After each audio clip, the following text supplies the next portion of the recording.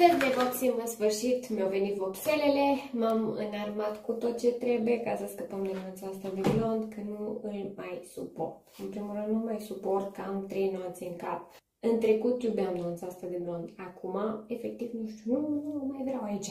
Efectiv, nu știu. Mi-am luat de data asta un aplicator ca să-mi fie mai ușor să aplic. Folosesc vopseaua de la Matrix, So Color Pre-Bonded. Nuanța e Extra Light Blond Mocha Mocha. Și tot de la Matrix o să folosesc crema developatoare de 3%. Pentru că oricum părul meu e deschis, n-avea sens să folosesc un developator mai puternic. Dar pentru rădăcină mi-am luat de 9% ca să-mi deschidă un pic și o să vedem cât de tare o să deschidă. Mai știu că nu o să deschidă la fel ca și decolorantul, dar o să vedem. Dacă o să fie nuanța ok, sincer, nu mă deranjează să nu mai decolorez, că practic asta e și ideea de ce fac asta. Să plămăm aici.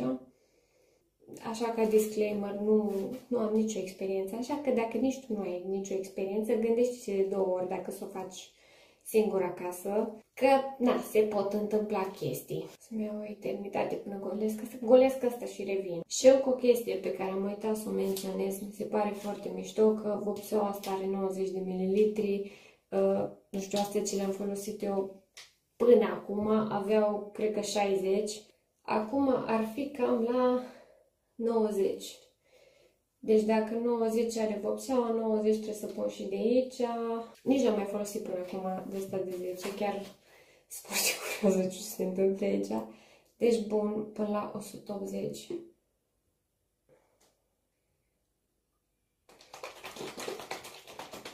Să o noapte lungă.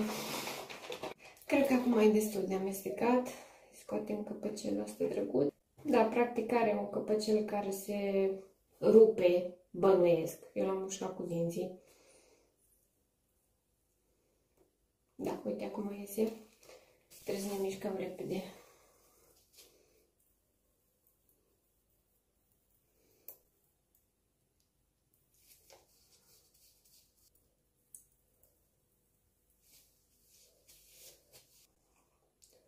Trebuie să mă mișc destul de repede. Din câte am văzut pe aia de jos, deja începea să se coloreze și efectiv nu știu.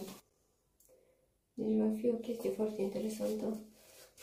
Băi, deja începe să se coloreze, ești nebun. Până lui cam repede. Deja mă sperie un pic. Clar, după vopsirea asta îi dau pace până îmi crește rădăcina și îi chiar nasol să zic, până atunci chiar îi dau pace și nu mai fac nimic la el, că chiar nu vreau să mă trezesc într-o zi fără păr. Cam așa arată până acum.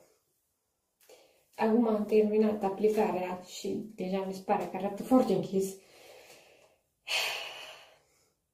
Nu știu ce o să iasă, nu știu. At this point nici nu știu cât să las.